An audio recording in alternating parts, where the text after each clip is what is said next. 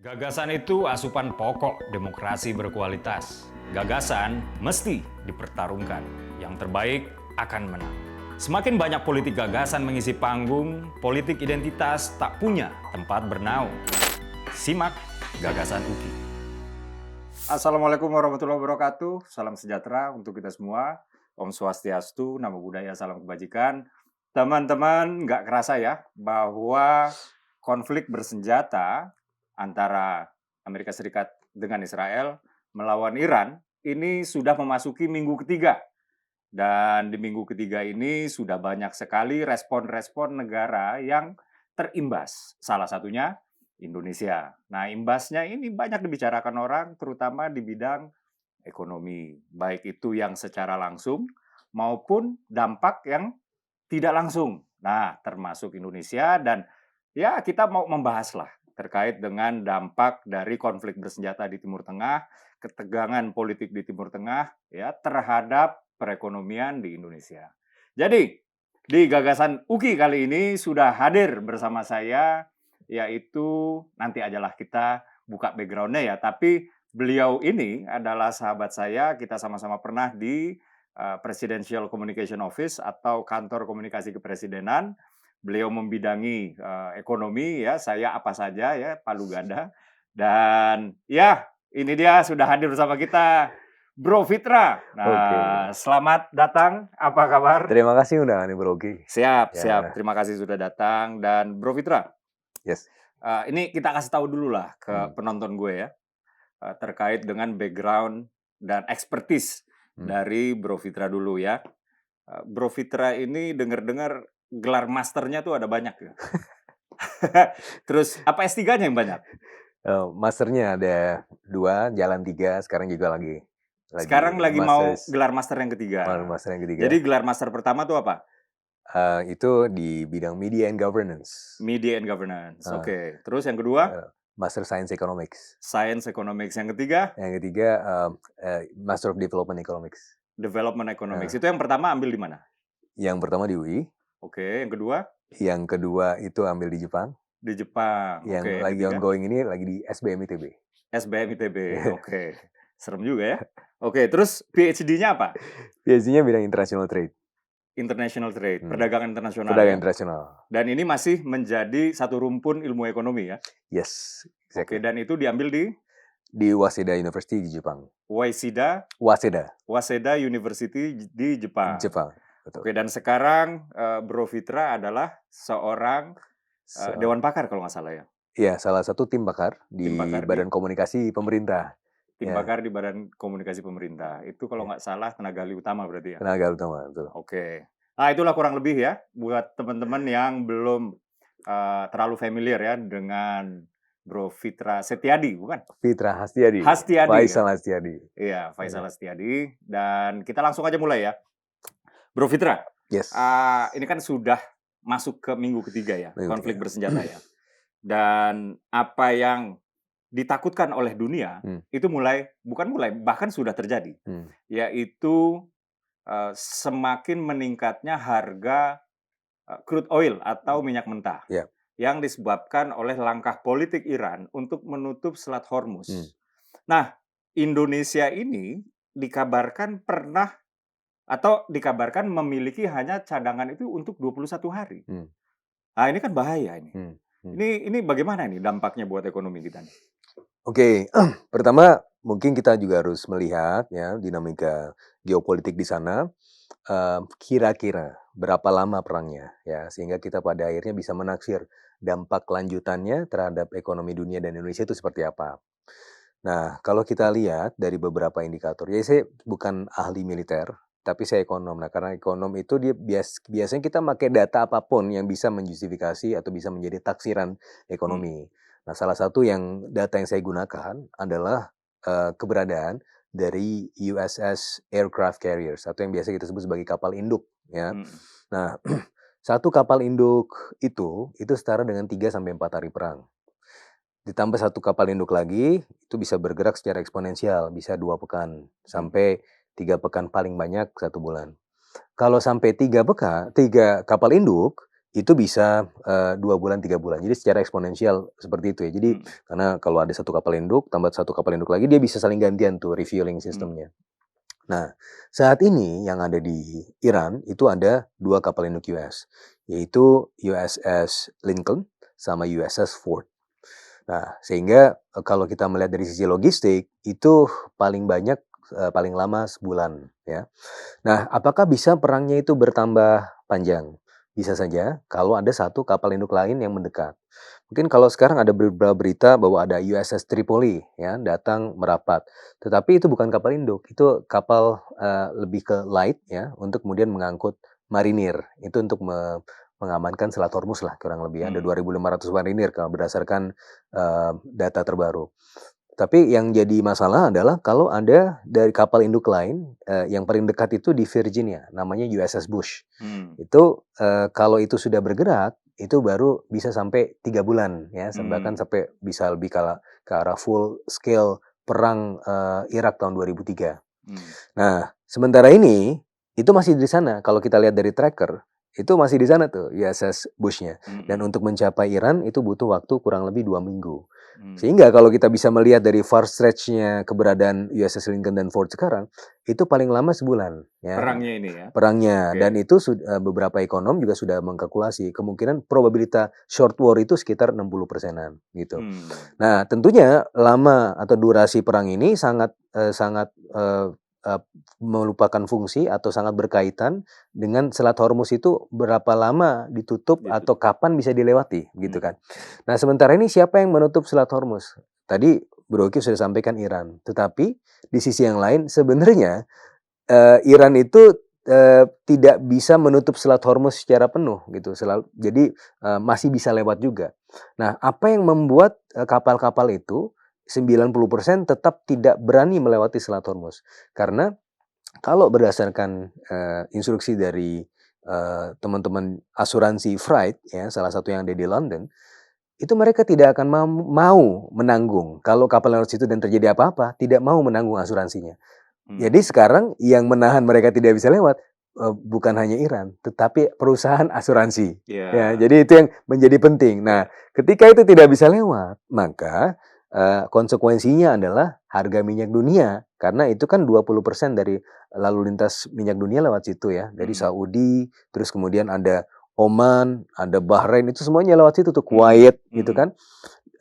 Dan ketika itu tidak bisa lewat, yang terjadi adalah terjadi potensi kenaikan harga minyak dunia yang sekarang kita lihat.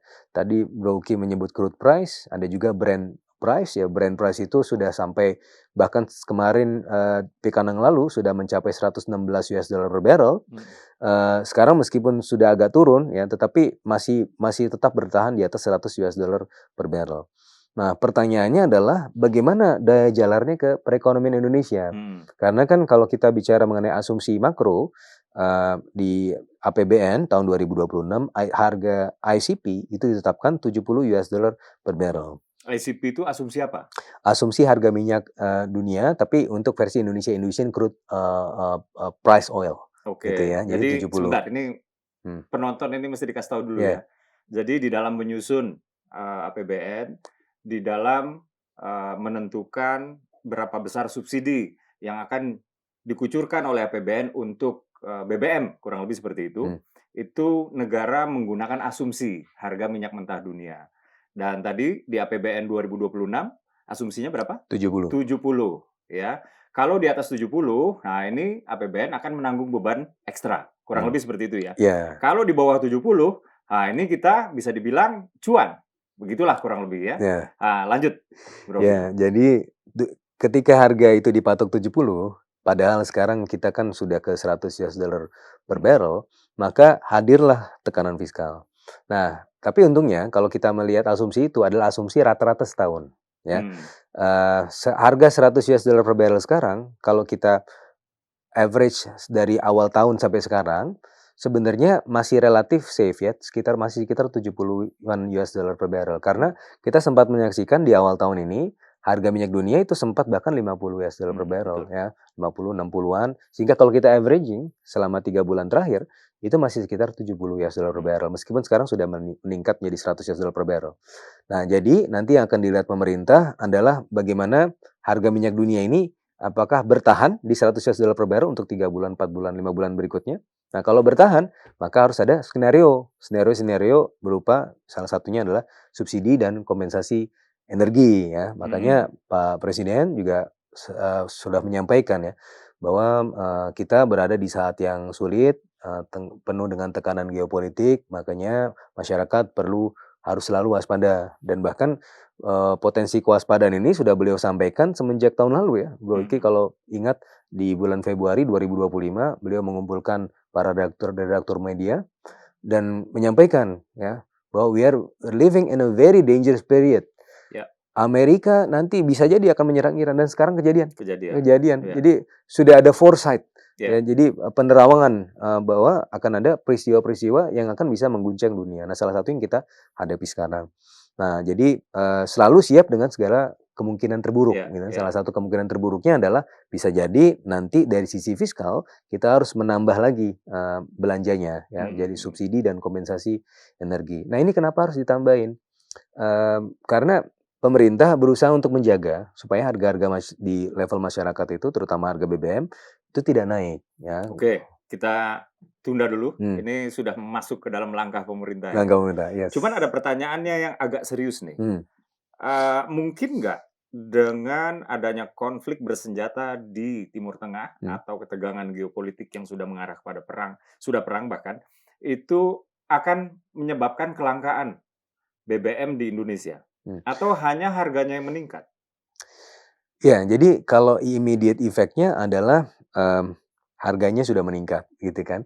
Nah, tetapi apakah akan menyebabkan kelangkaan? Nah, untuk sementara ini kapal tanker kita masih bisa lewat, ya, ke Selat Hormuz, ya, beberapa. Kalau nggak salah itu beberapa hari yang seminggu yang lalu, ada berita bahwa kapal tanker Pertamina itu masih bisa lewat ya. Yes, masih bisa. Dan itu adalah kapal tanker yang menjamin ketersediaan BBM di Indonesia ya. Betul. Nah, tapi selain di situ kita juga sudah ada diversifikasi tuh, Bro Ki. Jadi kalau dibandingkan dengan negara-negara lain seperti misalnya Jepang, China, Eropa ya, itu memang ketergantungannya terhadap minyak dari Arab itu memang cukup signifikan.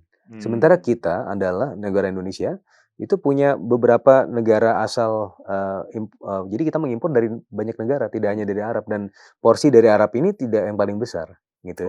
Sehingga selalu bisa untuk mencarinya dari yang lain. Bahkan Pak Bahlil beberapa waktu yang lalu juga sempat menyampaikan ya, dengan agreement on reciprocal trade, kita bahkan bisa mensecure ya, kerjasama atau potensi pembelian dari Amerika Serikat. Nah, dengan demikian sebenarnya kalaupun itu terjadi berlarut-larut, kapal tanker kita masih bisa lewat jalur yang lain begitu. Oke, jadi bisa dikatakan pemerintah juga nggak diem lah ya. Yes. Dan kekhawatiran masyarakat ini make sense tapi ya. Make sense, akan tetapi pemerintah tetap mencari jalan keluar ya, kurang lebih begitu ya? Ya, selalu ada jalan keluar ya. Di tengah kesulitan pasti ada kemudahan ya. Pak Presiden bahkan melihat bahwa di tengah peristiwa-peristiwa krisis ini, jangan-jangan ini merupakan peluang juga buat kita. Coba bayangin Bro Ki ya. Jadi dulu kalau orang mencari kemewahan, mencari kenyamanan, perginya ke Dubai, perginya ke Qatar ya. Orang beli properti di situ, bangun properti, investasi di sana. Tapi dengan situasi yang seperti ini, mereka kan mencari tempat alternatif. Orang-orang kaya di sana pasti akan mencari tempat alternatif. Lo mau taruh di mana lagi duit gua?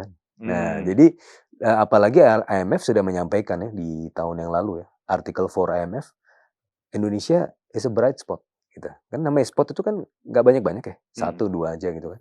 Dan memang betul kalau kita ngelihat Amerika lagi ada dinamika, ya, China menjadi subjek dari dinamika itu juga kan dalam konteks yang lain. Rusia juga seperti itu. Jepang, mereka sudah the lost decade lah kira-kira. Sekarang untuk mencari potensi return yang paling besar di mana? Regional ASEAN.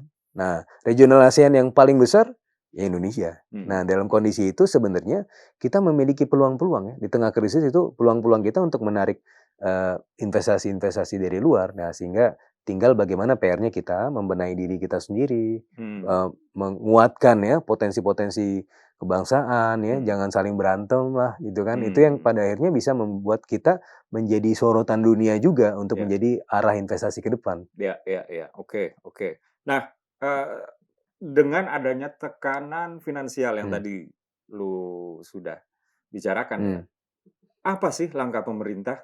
Ini dari yang gua tangkep ya, di hmm, media sosial itu udah rame banget. hmm, Satu, pemerintah itu sudah mengusulkan untuk ambang batas atas hmm.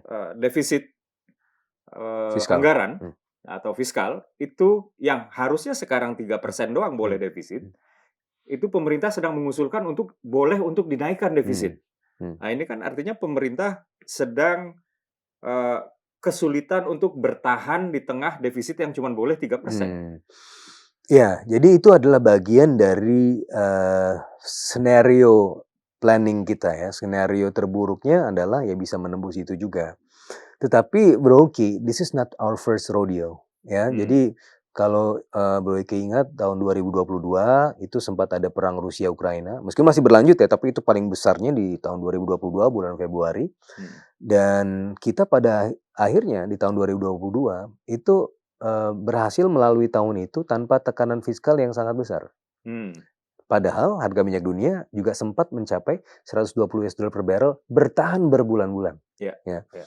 Di tahun 2024 yang nggak jauh dari tahun ini, bahkan kalau bisa kita lihat ya 2022, 2023, 2024, 2025 itu selalu terjadi perang di awal tahun, ya Hmm. kuartal 1. Mungkin gini ya, saya apa namanya mikir ini apa karena film Dono udah nggak diputar di masa Ramadan Lebaran, jadi kita jadi nonton perang gitu. Iya, Heeh. sekarang ini Heeh. perang Perang terus terus. ya kan. Jadi itu mungkin tontonan buat kita. Tapi anyway, balik lagi ke topiknya. Heeh. Jadi tahun 2024, ketika juga waktu itu ada Iran Israel juga, Hmm. dan waktu itu orang juga khawatir perang dunia ketiga gitu. Ya memang kita pantas khawatir, cuma akhirnya pattern-pattern itu mengajarkan kepada kita bahwa ada potensi deeskalasi juga. Hmm. Karena di tahun 2024 ketika ada perang Iran Israel, kita waktu itu sempat membuka laporan semester 1 APBN. Jadi setiap semester itu selalu ada evaluasi ya. Hmm. Apakah nanti harus ada tambahan stimulus, apakah harus ada tambahan subsidi dan seterusnya. Itu biasa dilakukan oleh pemerintah setiap pertengahan tahun. Nah, tahun 2024 laporan semester 1 waktu itu memutuskan untuk meningkatkan defisit dari 2,3% ke 2,7% Hmm. sebagai akibat adanya potensi harga minyak dunia yang bertahan di $100 per barrel Hmm. sehingga harus ada subsidi dan kompensasi energi kalau tidak salah waktu itu 86 triliun rupiah. Hmm. Nah, tapi pas di semester 2 ternyata ada deeskalasi. Itu tidak kita pakai tuh. Jadi saldo anggaran lebih.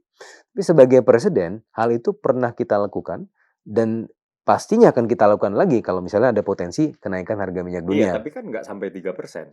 Yes, true. Sementara ambang batas defisit APBN Hmm, itu kan hanya 3% dan sudah ditentukan oleh undang-undang. betul. Nah, Artinya, kalau memang mau mengubah hmm, 3% ini menjadi 3, sekian hmm, atau di atas 3%, itu harus ada undang-undang yang direvisi, betul ya?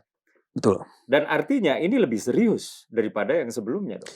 Sebenarnya nggak juga. Jadi bagian dari kalau misalnya cuma 80-90 triliun, itu sebenarnya kita masih bisa relatif di bawah 3%. Hitungan saya masih 2,9%-an. Hmm. Karena kan APBN tahun ini itu defisitnya 689 triliun, artinya itu 6,7% ya Hmm. dari GDP. Nah, kalau misalnya tambah 80 sampai 90 triliun, itu masih 2,8 sampai 2,9% ya. Hmm. Nah, cuma kan memang kita harus selalu siap dengan segala opsi yang Hmm. terburuk. Nah, katanya Pak Presiden kan civis pacem para belum. Kalau mau damai harus siap perang. Kalau mau damai harus selalu siap dengan segala kemungkinan Ya. terburuk, begitu kan?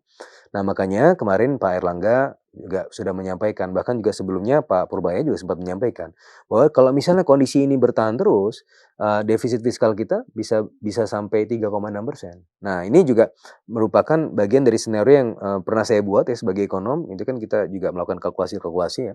Jadi dengan kalau misalnya bertahan di $85 per barrel masih di atas asumsi makro, Hmm. itu relatif tidak masalah buat kita karena itu Hmm. menjadi buffer yang safe buffer lah, nggak masalah.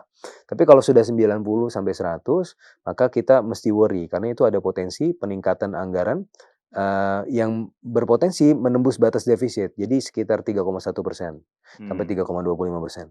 Nah, kalau misalnya sampai 120 US dollar per barrel, bisa nggak? Ya bisa aja kalau bertahan selama setahun ya. Itu bisa 3,3% sampai 3,5%. Oke. Apalagi kalau dia 150 US dollar per Iya, barrel. iya. Nah, jadi scenario-scenario itu bisa saja muncul. Tetapi ya, kalau tadi Bro Uki bilang ada undang-undang yang harus dirubah ya. Kita pernah ada di Covid tuh ada Perpu 1 2020 yang mana pada saat itu membolehkan ambang batas defisit kita melebihi 3% atas periode tertentu ya. Jadi kita baru bisa di bawah 3% lagi itu tahun 2022 ya. Meskipun sebenarnya waktu itu boleh sampai 2023, tapi kita berhasil ya untuk kembalikan lagi itu ke bawah 3% itu tahun 2022. Lebih cepat daripada jadwal. Nah, tetapi ini sebagai last resort saja ya, sebagai bagian dari skenario terburuk. Karena masih banyak opsi-opsi lain. Yang pertama, refocusing efisiensi anggaran. Nah, sebagaimana yang disampaikan Presiden juga beberapa waktu yang lalu, Pak Presiden bilang kalau bisa kita tetap di bawah 3% ya. Kalau perlu harus hemat, kita hemat ya. Hemat misalnya perjalanan dinas itu bisa dipotong lagi. Mengurangi, dan bahkan kemarin sempat ya Pak Presiden mengambil contoh dari negara lain ya. Ini Pakistan, India. Mereka sudah mengurangi gaji pejabatnya ya. Beliau menjadikan ini sebagai contoh saja sih. Belum tentu juga kita dikurangi, tetapi itu kalau sudah disampaikan oleh Presiden, berarti itu adalah bagian dari opsi kan, yang mungkin bisa kita tempuh juga, karena kan Sebentar, yang maksud pejabat ini siapa nih? ada menteri, DPR, nah itu bisa. Jadi Presiden membuka opsi tersebut juga sebagai sebuah skenario yang mungkin diambil secara subliminal, nggak secara eksplisit. Karena beliau nggak bilang bahwa kita harus dipotong, tapi mengambil contoh dari negara lain. Beliau bilang, ya ini contoh ya dari negara lain. Tapi kalau Presiden sudah bilang seperti itu, kan berarti kan sudah ada keinginan juga, ada motivasi untuk melakukan itu ya. Nah, itu sebagai salah satu opsi ya. Terus yang kedua, untuk efisiensi yang nggak perlu itu juga masih bisa dilakukan. Karena sepanjang tahun 2025 kemarin, kita berhasil tuh untuk kemudian menghemat 171 triliun Bro Uki. Jadi 170 triliun kurang lebih. Jadi dengan Inpres 1 2025 mengenai efisiensi anggaran, waktu itu kan kita hemat sebenarnya 300 triliun ya. Dan 350 triliun ya. Dan karena yang 300 triliun itu buat pemerintah pusat, 50 triliun buat daerah kan yang dikurangi. Nah, terus habis itu yang kejadiannya adalah memang betul postur anggaran kita di tahun 2025 yang harusnya itu belanjanya 3.700 triliun, realisasinya 3.400 triliun. Jadi again, this is not our first rodeo. Jadi bukan peristiwa pertama kita. Jadi untuk melakukan efisiensi itu kita sudah bisa dan pernah melakukan, dan tidak menutup kemungkinan untuk melakukannya lagi. Nah, itu adalah first layer ya. Jadi kan bayangannya ada beberapa layer nih. Pertama efisiensi, refocusing. Terus kemudian saldo anggaran lebih kita, Bro Ki, itu masih cukup ample di Bank Indonesia. Kemarin memang jadi kan totalnya kalau ditambahkan yang ada di Himbara itu 500 triliun rupiah, Bro Ki. Tapi 200 triliun ini sudah ditaruh di Himbara, dan itu nggak akan diambil pemerintah karena itu untuk memperlancar ya ekosistem ruang ekonomi dan seterusnya. Karena kemarin ketika itu ditaruh di perbankan, ternyata perkembangan dari uang beredar kita meningkat signifikan. Terus kemudian aktivitas ekonomi yang meningkat, PMI kita, Purchasing Manager Index in Manufacturing, yang menandakan aktivitas industri yang sedang meningkat itu juga dalam kondisi yang positif sebagai akibat dari likuiditas tersebut. Tapi 300 ini waktu Pak Purbaya itu ngambil uang kita, uang negara yang dari Bank Indonesia, lalu disiram ke bank-bank nasional. Ya, jadi cuma dipindahin aja tuh. Tapi dengan memindahkan itu saja, itu ternyata ada aktivitas ekonomi. It's not even kebijakan fiskal. Karena itu uang pemerintah yang mau ditaruh Bank Indonesia, taruh di Himbara. Kan undang-undang memperbolehkan juga untuk melakukan itu kan. Kalau kebijakan fiskal ketika uangnya di spending, ini uangnya is not even di spending, cuma ditaruh aja. Tapi di Himbara kan mereka punya target juga, diputar lagi gitu. Akhirnya dananya untuk kredit. Dan ya kredit di perbankan juga meningkat ya cukup signifikan. Nah, ada sisanya yang di saldo anggaran lebih di Bank Indonesia dan bertambah lagi di tahun lalu. Jadi sebelumnya itu kan 475 triliun, dipakai 200 triliun dipindahkan ke Himbara, sisa 275 triliun, tapi masih ada anggaran lagi yang tahun lalu masih sisa, ditaruh lagi ke saldo anggaran lebih. Jadi masih sekitar 300 Sekarang triliun. 300 Nah, triliunan. 300 triliun itu dengan beberapa skenario tadi, kita masih bisa menggunakan kurang lebih 100 triliun rupiah untuk dibelanjakan ya, untuk subsidi dan kompensasi energi. Karena pemerintah mencoba untuk menjamin supaya harga-harga ini tidak naik. Nah, itu gimana mekanismenya? Ketika 100 triliun itu dicoba untuk digunakan untuk belanja fiskal, maka harus dengan persetujuan DPR. Tapi bayangan saya itu tidak akan sulit karena DPR juga pasti akan mengerti dan paham ini kebutuhannya buat apa, gitu kan. Jadi itu layer yang kedua. Layer yang ketiga adalah tekanan dari sisi ICP itu kan 70 US dollar per barrel. Itu ICP adalah Indonesian Crude Oil Indonesian Crude Oil ya. Price itu tadi juga berasal dari sebenarnya asumsi nilai tukar. Nah, kan itu kan dalam dolar. Nah, ini nilai tukar tertekan nih sekarang 17.000 kabarnya. Betul. Nah, nilai tukar kita kan sekarang sudah 17.000. Nah, dan asumsi makro tahun ini 16.500. Tapi ini sebenarnya gini, Bro Ki. Kalau saya sebagai ekonom melihat rupiah itu 17.000 sekarang, padahal sudah 3 minggu perang, itu berarti cukup resilient. Karena yang lain juga terdepresiasi akibat perang ini. Tapi kita itu dari 16.700 sampai 17.000 ya, dan itu nggak langsung spiking, nggak langsung tiba-tiba langsung jatuh, anjlok, itu bertahap. Yang mana itu adalah suatu hal yang sangat normal ketika ada tekanan, ya rupiah kita juga terdepresiasi. Tapi ternyata masih cukup resilient. Ya, dari sisi itu masih cukup resilient. Tetapi kan kita juga harus menjaga supaya nilainya jangan sampai terlalu anjlok ya, terlalu terdepresiasi ya. Dalam beberapa perhitungan nilai rupiah itu terdepresiasi bisa sampai 18.000 ya kalau tidak dijaga. Nah, makanya dalam hal ini juga terbuka juga salah satu strategi kebijakan adalah bauran kebijakan moneter dan fiskal. Dalam hal ini Bank Indonesia bisa menjaga supaya rupiah kita ya kalau bisa ya 16.900 17.000 lah dipertahankan supaya tidak ada tekanan fiskal berikutnya ya, karena kan harus beli dalam dolar nih. Nah, ini dijaga. Bisa nggak Bank Indonesia menjaga itu? Saya rasa bisa. Kenapa? Karena cadangan devisa kita terakhir itu masih di atas 150 billion US dollar. 151,9 billion US dollar. Sebelumnya memang di bulan yang sebelumnya, di catatan yang sebelumnya itu sempat 154,8 billion, hampir 155 billion US dollar turun karena memang digunakan untuk intervensi moneter ya, untuk menjaga rupiah supaya tidak terlalu jatuh. Nah, hitungan saya ya beranjak atau belajar dari apa yang terjadi tahun 2022. Tahun 2022 kita sempat mengalami tekanan juga kepada rupiah ya, apalagi waktu itu The Fed, Bank Sentral Amerika itu menaikkan suku bunganya sudah berkali-kali semenjak awal tahun di tahun 2022. Kita baru menaikkan suku bunganya itu di bulan September ya. Jadi bertahan 6 bulan lebih tanpa harus menaikkan suku bunga, menjaga rupiah di level yang cukup stabil dengan waktu itu kondisi cadangan devisa kita 145 billion US dollar.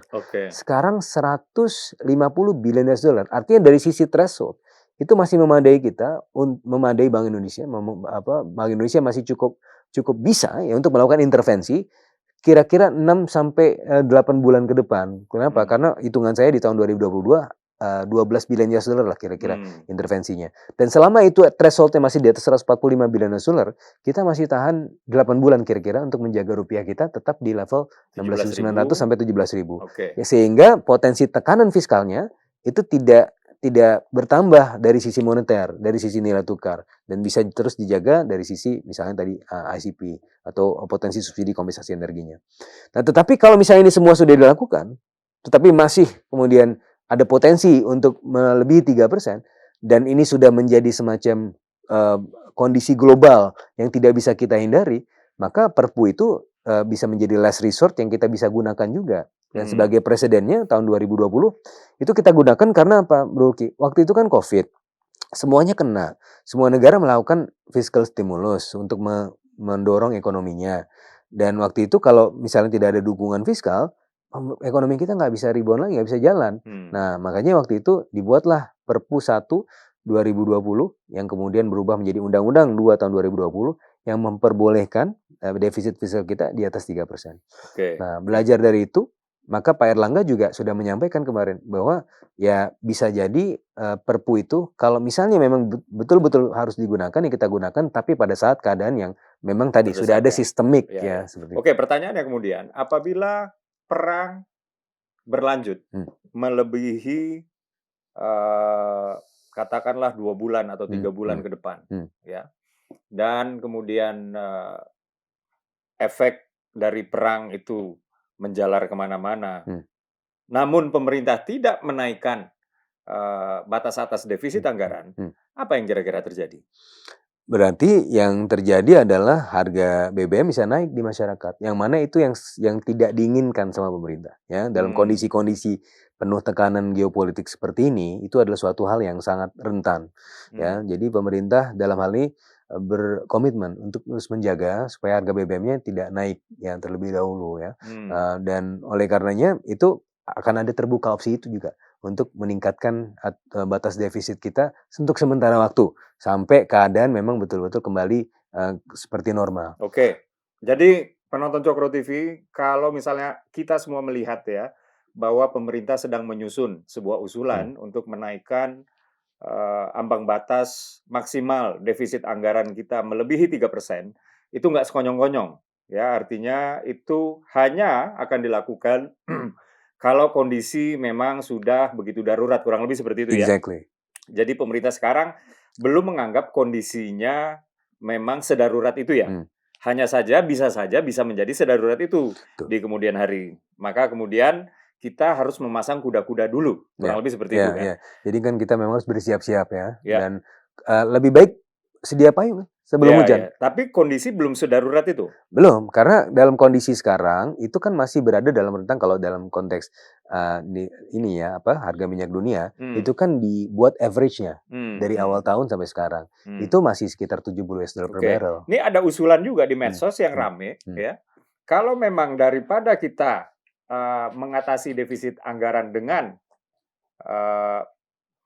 menaikkan perbolehan defisit anggaran melebihi 3%, kenapa nggak anggaran MBG yang dikurangin? Semua anggaran subject to realokasi dan refocusing, ya. Jadi tidak ada yang immune. Ya, dalam hal ini juga semuanya merupakan bagian dari opsi-opsi tersebut, gitu ya. Kan anggaran MBG itu gede banget. Ya. 320 something triliun 335. rupiah. Ya kan? Dan anggaran MBG itu betul-betul dialokasikan ke sebuah institusi yang namanya Badan Gizi Nasional ya. Ini bukan pertanyaan yang sifatnya gua anti MBG ya. Gua adalah orang yang sangat pro MBG. Cuman ini mewakili narasi di medsos lah, kurang lebih seperti itu ya. Kenapa bukan anggaran MBG yang sebegitu masif ya, yang dikuasai oleh hanya satu institusi yaitu BGN, Badan Gizi Nasional, itu yang kemudian dikurangi, direalokasi, diefisiensikan dan lain-lain gitu, karena ini besar sekali. Ya, kemarin Pak Purbaya sudah membuka opsi itu ya, dan bahkan dari sisi pengalaman di masa lalu, di tahun lalu ya, dengan anggaran 171 triliun rupiah ya, karena memang kita harus menjaga defisit supaya tidak lebih dari 3%. Kemarin anggaran MBG cuma 50 triliun rupiah yang diserap. Ya, gitu jadi anggaran MBG tahun 2025 awalnya 71 triliun, kemudian disiram lagi 100 triliun, maka menjadi 171 triliun, betul ya? Ternyata yang terserap itu hanya 51 triliun 51 triliun. Jadi kurang lebih seperti itu. Jadi masih ada, katakanlah itu gap ya antara anggaran yang dikucurkan dengan serapan anggaran di tahun 2025. Nah, di tahun ini juga tidak ada tidak tertutup lah opsi-opsi tersebut ya. Jadi semua opsi itu dikaji kalau dalam konteks refocusing dan reallocation. Tapi begini, kalau kita balik lagi ke MBG ya. MBG itu kan kalau kita bicara ekonom biasanya itu kan membagi ya. Subsidi itu ada subsidi ke barang, ada subsidi ke orang. Kalau ke subsidi ke barang, misalnya tadi subsidi kompensasi energi buat BBM ya, itu ke barang. Dan itu sebenarnya tidak punya nilai produktif, tapi dia punya nilai kesejahteraan. Nilai kesejahteraan adalah tidak sampai kemudian mengurangi daya beli masyarakat. Tapi dari sisi nilai produktifnya, subsidi ke orang itu jauh lebih signifikan. Nah, ketika kita masuk ke MBG ya, apa saja sih yang bisa kelihatan di MBG terlepas dari segala kritik yang terjadi di lapangan ya. Tapi pertama, kalau kita lihat subsidi, ini jelas subsidi ke orang. Jelas anak-anak makan. Ya. Dan ini adalah investasi kita jangka menengah panjang. Ya, untuk investasi mereka, supaya nanti mereka bisa menjadi orang-orang yang berkualitas. Jadi ada efek leverage-nya, ketimbang sekedar subsidi BBM. ya, kalau subsidi BBM, meskipun pemerintah sekarang tetap berkomitmen untuk menjaga itu, tapi kalau kita bandingkan vis-a-vis, ini yang satu kayak bakar duit, yang satu adalah investasi ke sumber daya manusia. Ya. Terus yang kedua, Bro Ki, jadi kalau kita lihat middle class kita kan lagi dalam tekanan nih. Ya. Nah, middle class kita jumlahnya justru merosot, anjlok ya, dalam 5 tahun terakhir anjlok 9,5 juta orang. Dan kelompok pengeluaran middle class yang paling besar apa sih? Makanan, 41,7%. Nah, jadi di Indonesia rata-rata keluarga itu 2,71. Artinya satu keluarga punya 2 atau 3 orang anak. Nah, jadi misalnya dia punya anggaplah punya 2 orang anak. 2 orang anak berarti dia seharinya harus keluar misalnya 10 sampai 15.000 per anak untuk anggaran makan siang. Dari 20 hari atau 22 hari berarti kurang lebih dia saving antara 400.000 sampai 600.000. Padahal kalau kita bicara tadi klasifikasi middle class, terutama middle class yang paling bawah, itu kan ada kelompok pengeluaran middle class itu antara 2,2 juta sampai 9,9 juta. Mungkin yang dekat-dekat 9,9 juta per orang itu mungkin tidak terlalu kerasa. Tetapi yang dekat-dekat ke bawah 2,2 juta, 600.000 itu saving yang lumayan. Ya, karena itu kan 30 sampai 40% ya. Dan mereka lah yang paling rentan untuk turun kelas itu ya. Exactly. Nah, maka itu merupakan bisa jadi sebagai buffer zone juga di saat-saat genting geopolitik seperti ini kan. Minimal anak-anaknya masih makan. Gitu. Jadi itu suatu hal yang juga harusnya bisa dilihat juga. Dan ada penelitian yang memang bisa mendukung hipotesis saya tadi. Salah satunya penelitian yang dilakukan oleh riset, namanya adalah lembaga riset RISED. Yang kemarin melakukan survei penelitian kepada masyarakat penerima manfaat MBG bahwa ada orang tua ya yang dengan tidak perlu harus ngeluarin uang jajan itu dialokasikan buat tempat yang lain, buat pendidikan dan juga kesehatan. Nah itu kan adalah hal yang produktif yang bisa kita temui di jangka pendek. Bukan cash transfer dikasihnya ya? Bukan cash transfer. Kan ini kan MBG kan artinya kan dia mengurangi pengeluaran dia ya untuk makanan untuk anaknya. Yeah. Ada yang di save dong. Yeah. Yang di save itu buat apa? Ternyata untuk hal yang produktif lain, buat tadi pendidikan, seragam anak, alat tulis, terus beli obat anak, beli vitamin, seterusnya buat anak-anaknya, pendidikan dan kesehatan. Lagi-lagi hal yang produktif. Jadi meskipun banyak kekurangan dan seterusnya, tapi kalau dibandingkan subsidi ke orang jauh lebih bermanfaat ketimbang hanya sekedar subsidi ke barang. Dan ini adalah paradigma ekonom udah puluhan tahun, yang bahkan dulu kan kalau di zamannya presiden yang terdahulu, subsidi itu BBM itu dikurangi, tapi dialihkan untuk anggaran infrastruktur misalnya. Itu juga bagian dari subsidi yang memiliki nilai tambah, ya, atau leverage factor untuk produktivitas ekonomi. Ini juga, tapi dengan cara yang berbeda. Kalau dulu untuk infrastruktur, sekarang untuk SDM. Nah ini juga hal yang mungkin bisa kita lihat juga. Meskipun tentunya kalau dalam konteks efisiensi, semuanya dalam pertimbangan ya. Kalau misalnya memang tidak bisa diserap, ya why not untuk dikurangi gitu. Kalau misalnya mengurangi anggaran itu bukan hal yang dihindari pemerintah gitu kan. Oke, termasuk MBG ya? Termasuk MBG. Termasuk MBG. Oke. Nah, ada kekhawatiran lain atau ada concern lain nih. Kita bahas sedikit belok ya. Orang bertanya-tanya gitu. Untuk program MBG ini, terutama selagi libur Ramadan, libur Lebaran, ya, atau selagi Ramadan, di mana orang umumnya beragama Islam sehingga berpuasa sehingga tidak makan siang ya. Kenapa nggak dikasih tunai aja? Nah, ini menarik ya. Jadi kalau kita kasih tunai dan ketimbang kasih barang atau ketimbang kasih kegiatan makanan, kecenderungan gini. Jadi saya pernah ditanya juga oleh institutional investor dari luar negeri. Waktu itu konteksnya bansos ya, tapi agak mirip lah bansos. Terus kemudian ini MBG kan langsung ya kasih barang ya, makanan.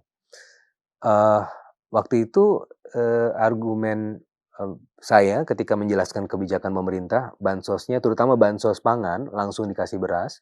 Kenapa nggak semuanya dikasih duit? Memang ada yang dalam bentuk cash, ada yang dalam bentuk barang. Kenapa nggak semuanya duit aja? Nah, saya menjelaskan satu fakta yang lain, bahwa di Indonesia itu ya ada kecenderungan kalau itu dikasih cash itu biasnya lumayan besar. Biasnya buat apa? Beli rokok. Yang kedua buat judol. Nah ini, dan kalau kita lihat judol itu kalau menurut data dari PPATK itu sudah ada 1.200 triliun Iya, rupiah, dan umumnya Sidol. mereka dari kelompok bawah.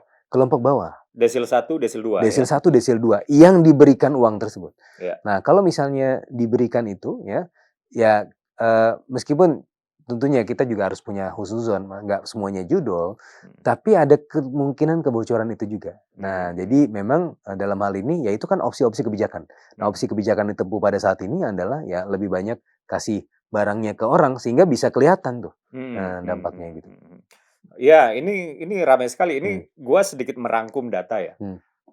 Ini make sense ya, karena BLT yang dikucurkan oleh pemerintah kepada kelompok masyarakat desil 1 dan 2. Jadi kawan-kawan, desil itu adalah pengklasifikasian kelas sosial masyarakat ya, berdasarkan tingkat pengeluaran mereka. Jadi kalau desil 1 itu yang paling pengeluarannya kecil. Ya kasarnya yang paling tidak punya lah begitu ya. Desil 2 itu adalah nomor 2 yang tidak punya, kurang lebih seperti itu. Dan di Indonesia itu ada 10 desil ya kalau nggak salah ya. 10.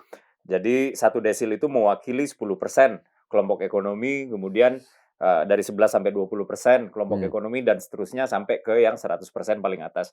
Nah, desil 1 dan 2 ini artinya dia yang paling bawah, kurang lebih seperti itu. Dan ternyata ketika BLT dibagikan ke kelompok desil 1 dan desil 2, di kalangan mereka lah yang ternyata BLT itu paling banyak digunakan untuk membeli rokok ya.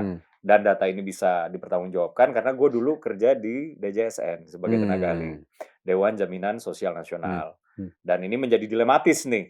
Nggak dikasih BLT salah ya, dikasih BLT kok rasa-rasanya APBN-nya nguapnya ke rokok doang. Ya, jadi penyakit juga nanti Jadi jangka panjang. penyakit yang akhirnya memberatkan pembiayaan kesehatan, nambah lagi nih pembiayaan kesehatan dan lain-lain. Jadi ini juga harus dipahami masyarakat kenapa negara tadi nggak memberikannya dalam bentuk uang ya. Walaupun di lapangan MBG itu banyak sekali masalahnya rupanya ya. Iya, namanya program baru ya. Jadi ini kan masih dalam adaptasi ya. Dan kalau saya melihatnya suatu program itu nggak mungkin tanpa masalah. Tapi apakah dalam perjalanannya masalah itu semakin sedikit atau semakin banyak? Nah, kalau kita melihat dalam perjalanannya, BGN tuh dulu banyak sekali kasus keracunan.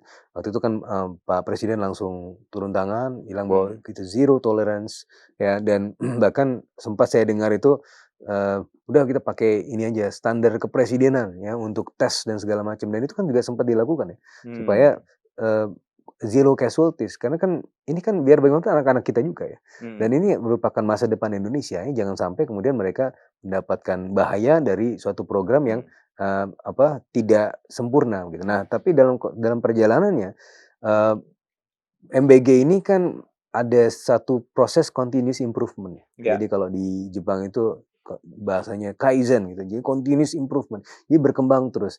Tapi ada masalah nggak? Masih ada masalah, yang namanya ini program masif dan melibatkan uang ratusan triliun, penerima manfaat 82 juta penerima manfaat, pastinya akan ada masalah. Tapi bagaimana kita bisa mengurangi kadar-kadar masalah itu? Makanya para expert juga sudah menyampaikan saran-sarannya, oh harus begini, harus begitu. Dan pemerintah dengerin nggak sarannya itu?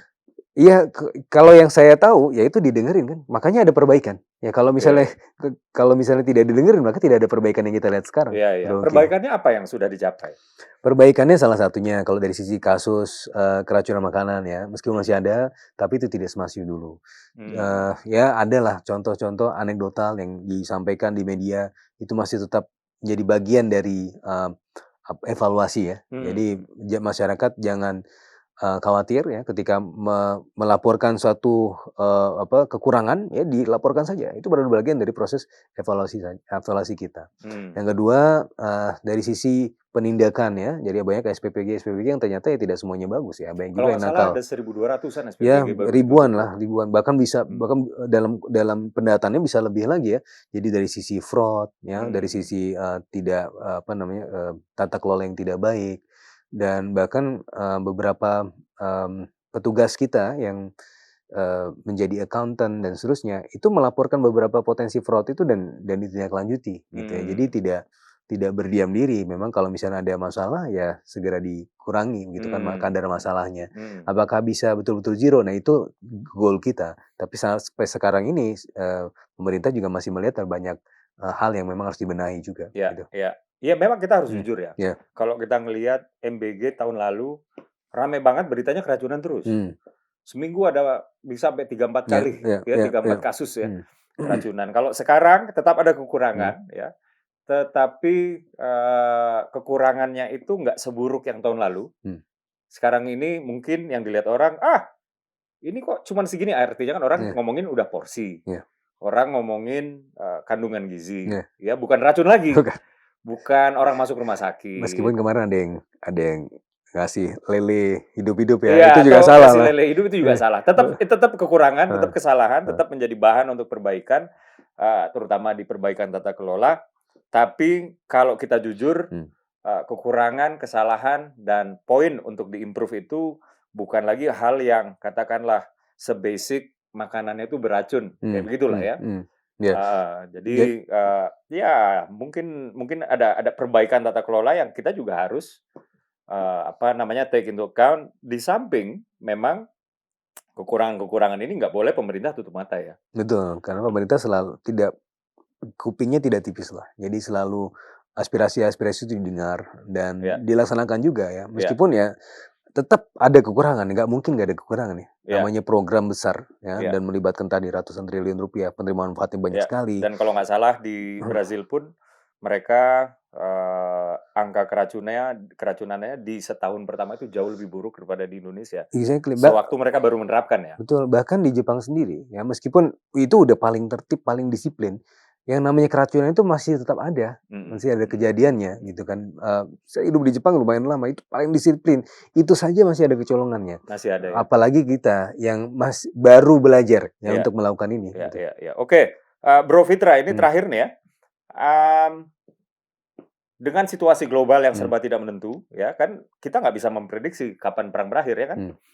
Dan kemudian dampaknya terjadi secara langsung maupun tidak langsung. Tidak langsung itu artinya kayak dampak butterfly effect-nya.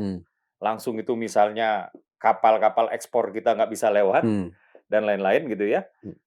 Sebutkan kenapa masyarakat nggak perlu panik.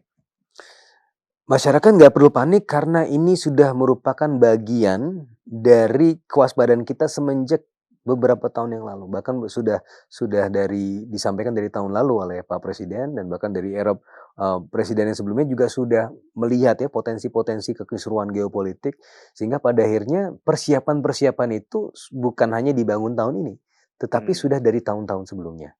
Ya, jadi bahkan di Astacita nomor 2 Broki itu. Broki kan pasti hafal sekali ya, Astacita ya. nomor 2 itu kan ada ketahanan keamanan yang satu layer dengan ketahanan pangan, ketahanan energi, ketahanan ekonomi biru, ekonomi hijau, itu semua ada di situ.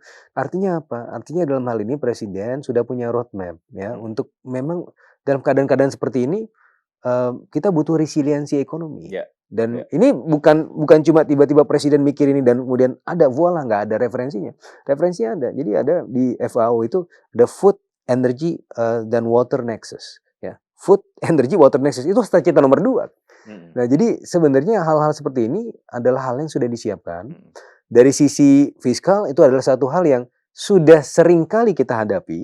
Ya, jadi tadi istilahnya this is not our first rodeo, this is not our first game. Kalau misalnya bicara pertandingan sepak bola, ini kita bukan baru menghadapi pertandingan yang besar baru sekali aja. Big match udah sering kita lalui. Artinya ya dalam hal ini masyarakat ya tidak perlu terlalu khawatir ya. Bahkan kalau di saat Lebaran ini ya udah belanja aja, karena kalau masyarakat menunda belanja, akhirnya ekonomi kita juga nggak bergerak juga. Nah, kalau udah punya THR, kalau bisa langsung dibelanjakan. Kenapa? Ada di Keynes itu bilang paradox of thrift, paradoks kekikiran. Kalau misalnya semua orang tiba-tiba hemat, tidak mau belanja, akhirnya ekonomi jatuh lagi. Nah, makanya sekarang ini tidak perlu khawatir, masih bisa belanja, masih bisa mudik, kuota BBM masih terjaga. Oh ya, mungkin bagi teman-teman yang pernah dengar Pak Bahlil bilang, oh ini kita 21 hari nih, 21 hari, 22 hari. Sebenarnya gini, storage capacity kita memang sekitar itu dari dulu sudah puluhan tahun, memang nggak bertambah. Tapi bukan artinya ketika di hari ke-22, 23 tiba-tiba hilang, enggak. Jadi ini setelah kalau misalnya ada yang berkurang ditambah lagi, kan kapal tanker kita udah ngantri nih untuk mengisi storage-nya. Jadi tidak perlu khawatir. Dan tidak perlu khawatir juga nanti harga BBM naik. Jadi saya melihat tuh kemarin masih ada ngantri kok panjang banget. Tuh apa takut BBM-nya dinaikin. Pemerintah udah menjamin ya. Sampai batas waktu ini belum ada ya pikiran kita untuk kemudian menaikkan harga BBM. Jadi subsidi dan kompensasi energi itu adalah bagian dari menjaga masyarakat supaya harga-harganya tidak naik gitu. Jadi nggak perlu khawatir. Dan negara kita termasuk yang cukup stabil ya. Ya cukup stabil karena kalau misalnya perang itu pun terjadi berkecamuk, kita katanya adalah nomor 4 teraman di dunia ya. Teraman di dunia. Ya. Nah itu juga merupakan salah satu. Dan di minggu pertama di Amerika orang udah ngantri BBM. Ya kita nggak seperti itu. Nah ini juga yang menarik ya Bro Uki ya. Jadi untuk menilai lama atau durasinya perang itu kan kita melihat keterlibatan Amerika Serikat itu kapan dia akan retreat, kapan enggak. Meskipun kita lihat juga ada faktor Iran yang terus melakukan penyerangan, tetapi Amerika juga penting peranannya. Kalau Amerika retreat, itu ya perangnya bisa dibilang deeskalasi. Apa yang membuat Amerika punya kecenderungan deeskalasi atau retreat? Pertama tadi dari keberadaan logistik ya, kapal induk tadi. Yang kedua, Presiden Trump itu sangat sensitif terhadap apa yang disebut obligasi Amerika Serikat yang tenornya 10 tahun. Nah, jadi ini kenapa sangat sensitif? Jadi kalau misalnya sekarang tuh suku bunganya udah naik terus nih. Pemerintah Amerika Serikat kalau mau melakukan kebijakan fiskal, menambah spendingnya, itu kan harus nerbitin obligasi. Nah ketika suku bunga yang sudah tinggi ini, akan semakin mahal untuk melakukan kebijakan fiskal di Amerika Serikat. Dan berdasarkan temuan saya selama beberapa tahun terakhir, Trump sangat sensitif terhadap indikator ini. Nah jadi dan indikator ini bisa menjadi tekanan buat Donald Trump untuk menyegarakan, mengakhiri perangnya. Itu yang pertama. Terus yang kedua Bro Uki. Nah Bro Uki ini politisi kan sangat care terhadap konstituensinya. Konstituensi Trump itu sangat sensitif terhadap inflasi dari sektor energi. I see. Nah, jadi Republikan ya? Republikan. Kan apalagi di daerah selatan nih kan, mereka kan blue collar workers kebanyakan kan. Dan mereka sangat sensitif tuh terhadap kenaikan harga. Dan bahkan Senator Graham kemarin dari South Carolina sudah melihat bahwa serangan Israel ke Iran itu adalah ya, terutama di kilang minyak ya, itu suatu hal yang tidak diperlukan. Padahal senator ini adalah senator yang paling warmongering, ya paling suka perang. Perang ke Iran ini salah satunya juga inisiatif atau bisikan dia juga ke Presiden Trump. Tapi ketika Israel sudah menyerang kilang minyak, jangan dulu, gitu. Nah, jadi ini menjadi dua faktor ekonomi yang bisa membuat perang ini berakhir lebih cepat. Ya, dari sisi Amerika Serikat, insya Allah mudah-mudahan amin. Ini kan masih bulan Ramadan ya, mudah-mudahan diaminkan ya. Oke, teman-teman itu dia tadi percakapan kita ya, kupas tuntas dampak ekonomi dari perang atau konflik bersenjata AS Israel kepada Iran. Semoga ya ini mencerahkan kita semua dan yang paling pasti adalah di sini kita nggak perlu panik ya bahwa pemerintah kemudian menjaga stabilitas ekonomi. Ketahanan ekonomi termasuk di dalamnya adalah ketahanan pangan, ketahanan energi. Ini dua yang paling penting saya mendengar ya. Dan ini tetap dijaga oleh pemerintah. Jadi tetaplah teman-teman berlebaran ya, pulang kampung. Tetap pulang kampung, belanja baju lebaran ya, sepatu lebaran, celana lebaran. Atau yang sholat id, belanja baju muslim ya, untuk sholat id umumnya begitu ya. Yang dimana ini sebenarnya maksudnya adalah jangan ditahan-tahan ketika sudah punya THR, langsung saja spending. Supaya apa? Supaya ekonomi nasional juga bertumbuh. Kurang lebih seperti itu. Dan saya tutup saja kalau begitu, Bro Fitra, terima kasih banyak atas insight-nya. Sama-sama. Terima kasih banyak atas masukan-masukannya kenapa kita nggak perlu panik ya.